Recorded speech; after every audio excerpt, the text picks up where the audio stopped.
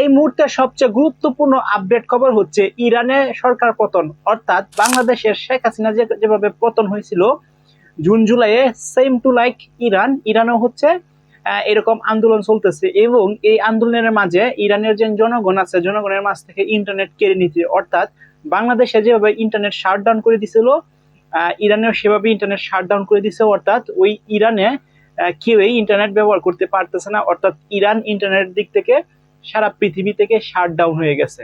So এই যে internet shutdown হয়ে গেছে, এখন ডোনাল্ড ট্রাম্প বলতেছে, ইলন মাস্কের সাথে কথাও বলছে, স্যাটেলাইট যে ইন্টারনেট আছে সেটা প্রোভাইড করতে। ইরানে স্টারলিং পাঠাতে চান ট্রাম্প, কথা বলেন মার্কসের সঙ্গে, মানে ইলন মাস্কের সাথে উনি কথা বলছেন। আপনারা জানেন স্টারলিং যে প্রোভাইডার সেটা হচ্ছে ইলন মাস্ক, এটার হচ্ছে প্রতিষ্ঠাতা। ইরান চলমান সরকার বিরোধী বিক্ষোভের প্রেক্ষাপটে দেশটিতে ইন্টারনেট সংযোগ পুনরায় চালুর উদ্যোগ নিতে চান মার্কিন প্রেসিডেন্ট ডোনাল্ড ট্রাম্প। এ লক্ষ্যে স্যাটেলাইট ভিত্তিক ইন্টারনেট সেবা স্টারলিং ইরানে পাঠানোর বিষয়ে স্পেসএক্স এর প্রধান নির্বাহী ইলন মাস্কের সঙ্গে কথা বলে জানিয়েছেন তিনি। গত বৃহস্পতিবার 8 জানুয়ারি থেকে ইরানের সরকার প্রায় সব ধরনের ইন্টারনেট সেবা বন্ধ করে দেওয়ার দেশটির সঙ্গে বাইরের বিশ্বের যোগাযোগ কারোই মানে একদম টোটালি বিচ্ছিন্ন হয়ে গেছে।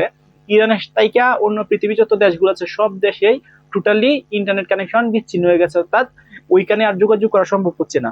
রবিবার 11 জানুয়ারি সাংবাদিকদের সঙ্গে আলাপনে ট্রাম্প বলেন, যদি সম্ভব হয় আমরা ইরানে ইন্টারনেট চালু করার চেষ্টা করব। এ সময় তিনি বলেন, মার্কসের দক্ষতার প্রশংসা করে বলেন, এই ধরনের কাজে ইলন মার্কসই দক্ষ।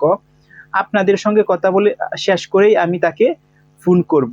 উল্লেখ্য, দ্রব্যমূল্য বৃদ্ধির প্রতিবাদে গত 28 ডিসেম্বর ইরানে বিক্ষোভ শুরু হয়, কিন্তু বাংলাদেশে বিক্ষোভ শুরু হয়েছিল হচ্ছে কোটা সংস্কার বা কোটা আন্দোলন, কিন্তু এখানে দ্রব্যমূল্যের দাম বেশি কারণে সেখানে বিক্ষোভ শুরু হয়।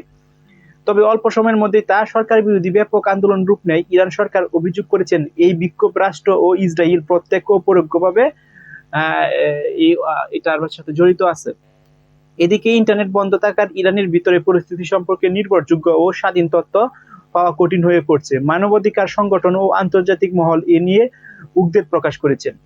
এখন এই যে ইন্টারনেট ডিসকানেক্ট হয়ে গেছে, যদি কোনো একটা দেশের মধ্যে এরকম বিক্ষোভ হয়, অর্থাৎ সরকার বিরোধী কোনো আন্দোলন হয়, সেখানে সরকারের হাতে যেহেতু অ্যাক্সেস থাকে ইন্টারনেট কন্ট্রোল করার, সেখানে সব দেশে প্রায় ইন্টারনেট বন্ধ করে দেওয়া হয়। লাইক বাংলাদেশেও কিন্তু এরকম প্রায় 11-10-12 দিনের জন্য ইন্টারনেট শাটডাউন করে দিছিল, অর্থাৎ ইন্টারনেট বন্ধ করে দিছিল, কেউই ইন্টারনেট ইউজ করতে পারতেছিল না, ওয়াইফাই বলেন বা সিম বলেন।